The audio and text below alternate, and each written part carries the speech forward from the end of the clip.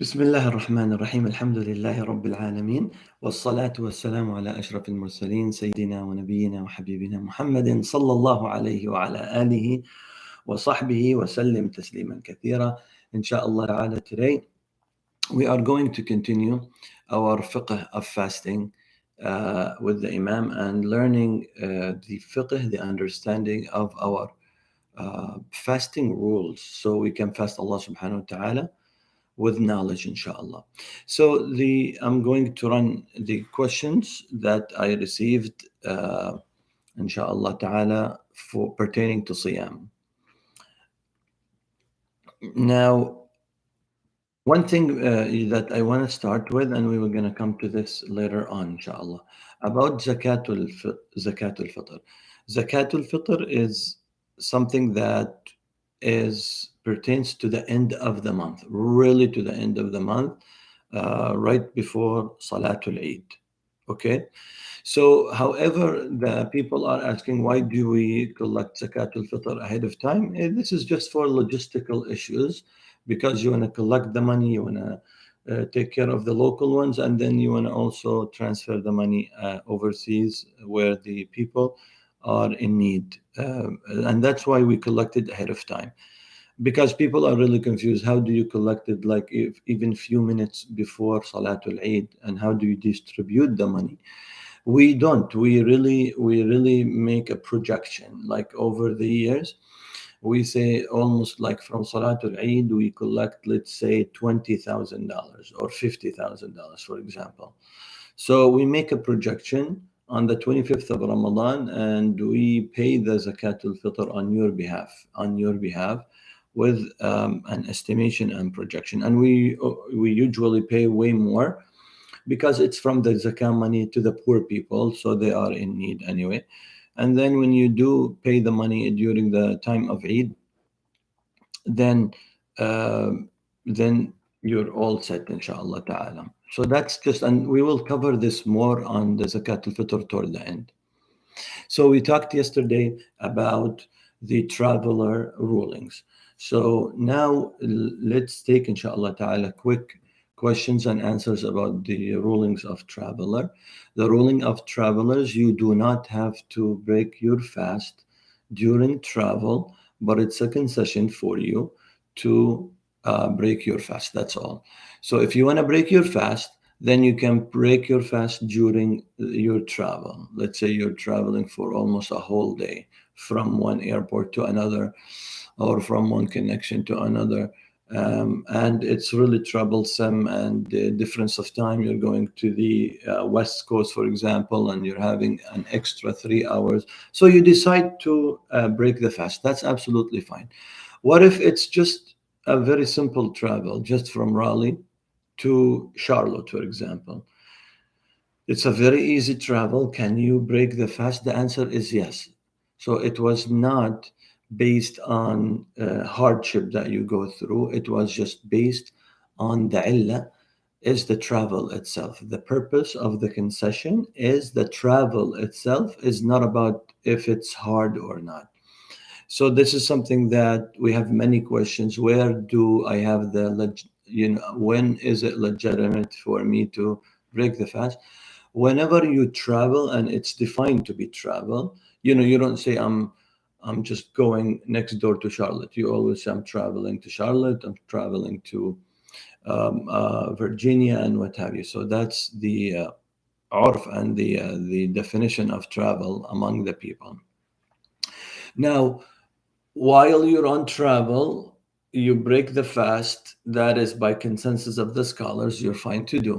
Now, a little bit of the details of traveler ruling comes about the duration of how long you're gonna stay when you arrive. For example, you're traveling to the West Coast, right? Okay, you're going to Arizona, for example, and that's a travel, so you break the fast. While you are on your way to Arizona, that's by consensus of the scholars, you are on travel. So there is no issue here. Now, the issue is how long you're going to stay in Arizona.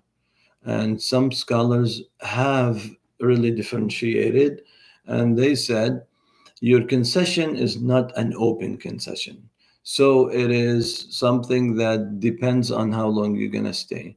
So that's why some of them, just to give you a lump sum, said that if you're staying, you're planning to go a quick travel and you're coming back within those 3 days, then you're still considered to be a traveler, and you have the concession to break your fast during that duration because you're going in and out, you're coming back within 3 days, for example. So that's also something that you can, inshallah ta'ala, take, because you have no disagreement on that, because the other scholars are open. So whether it's three or more, they're open, because you have different opinions about just the number of days, whether it's 3, 4, whether it's 10, 14, or 21, and what have you. But it's just about the numbers. So just to make it simple for you, you're traveling a quick travel, so you are good to go by breaking your fast if you choose to, and during your travel as well. If you stay in an area more than those, let's say 3 to 4 days, and you're planning to stay for 10 days, for example, this is where you have the area of disagreement. The scholars that limited your concession to the days of travel, they don't see that if you stay for 10 or like a month, that you can keep your concession of traveling. They see that, well, now you are considered to be a temporary resident, even if you're not permanent, but you are a temporary resident. So this is where they want you to not take that concession, and then you are going to feel that you just need to actually resume your fast, and just you're not taking the concessions anymore. So in a nutshell, if you're traveling within limited days of 3 to 4 days and what have you, then you're all good to go. You can take that concession. If you're traveling way more, let's say for a month, you just need to put in the back of your mind that you are now in an area where it's a little bit of a gray area. The scholars have differed. Some say you can continue the concession even if you stay for a whole month. As a traveler, you can still shortening your prayer, and you can still break your fast and then make it up later on with the fast. And those who have limited your travel days, they do not allow that for you to keep breaking your fast. They say, no, if that's the case, and you know that you're going to stay for 2 weeks or a month, then you are not a traveler anymore. You only a traveler during the travel. After that, you're residing, even if it's a temporary residence, then you need to hold on to your fast and just continue your fasting. Anyway, these are a lot of rules. I just kind of tried to concise them together for you, but inshallah ta'ala, hopefully, if you need more details for specific, then inshallah we should be all good to go. Um, so inshallah, I just wanted to finish about the fasting of a traveler today, and then we will end the session. The last questions would be that some people think that when they do break the fast for traveling, for a travel reason, then they will just pay money as fidya to the poor people to make up those missed days. And I thought that was just a little bit of a misconception. I didn't know that this is really a common thing among people, that they think that because they're traveling, they can break their fast and they can just pay money to poor people for the missed days of fast. And the answer is absolutely not correct. That's not an area for you to do that. Your area is you broke the fast because of traveling. You need to make it up later on in other days after Ramadan.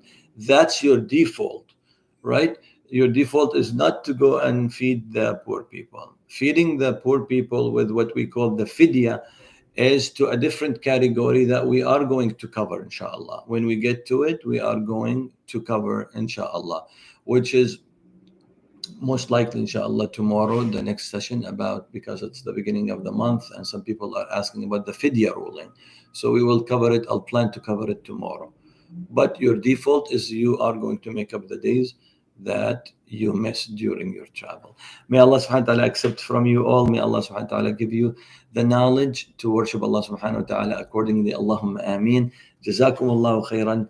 Wa barakallahu feekum. Inshallah, we will see you tomorrow for the next session of fidya rulings. Inshallah. Assalamu alaikum wa rahmatullahi wa barakatuh.